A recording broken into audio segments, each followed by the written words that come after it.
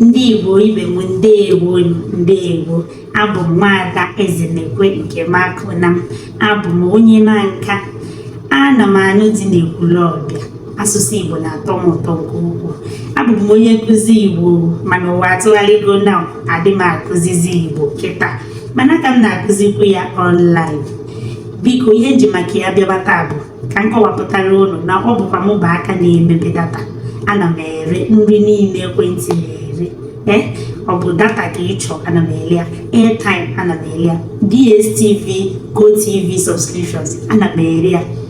Ọ bụkwa na ị chọrọ maybe na ọ bụ na ị bịa mee mistake recharge ya airtime ihe karịrị nke ị chọọ, aga m enyekwanụ gị aka leele gị ya, convert ya back to ego. Ịghọtara? Ụfọdụ na-abụ ha chọọ itinye airtime 100 naira, ha mee mistake tinye 1000 maọbụ 10,000 maọbụ 100,000. Ime ụdị mistake obi amapụ na gị bịa, mana ihe ị ga-amakwa bụ na agaghị m ego ya ego n'anwa, a ga-ewepụ ya obere ihe, mana ihe dị mkpa bụ na ị ga-enwetakwa ego gị n'okwu. Ihe ọzọ anyị na-emekwa bụ inyere ndị mmadụ aka arịchaji ọkụ. Ịma na ọ bụrụ na ọkụ na-enwube ndị ọzọ na-enwubeghị, ọ dịghị adị obi mma. So biko gbaa mbọ kpọtụrụ m mgbe ọbụla ị chọrọ ịrịchaji ọkụ, naanị obere ego ka anyị anaghị. Ọ bụkwa na ị chọghị ka ịkpọtụrụ m na WhatsApp ka njiri aka m lesi gị, ị nwere ike irejista na apụ m dị mfe ma onye gụrụ akwụkwọ ma onye agụghị akwụkwọ ga-eyuzu ya.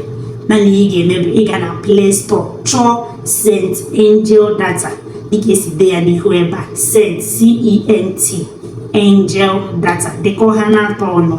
Ịsacha download tinye ya na fonu gị bido yuzu ya.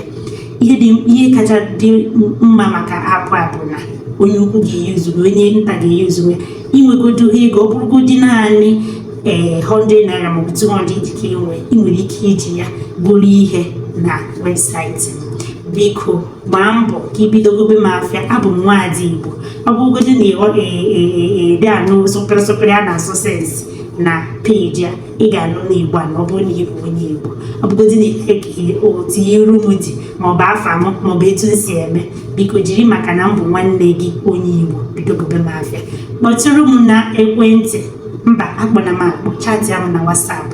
Jiri nọmba chatịa m na WhatsApp, aga m aza gị 070-398-10598. Ngwa nke emesịa, biko ọ bụ na ị bụ kọstọma m n'igogo m afịa ọ bụrụgodo otu ugboro, drop your review na this comment section. I will appreciate. Daalụ. Bye bye.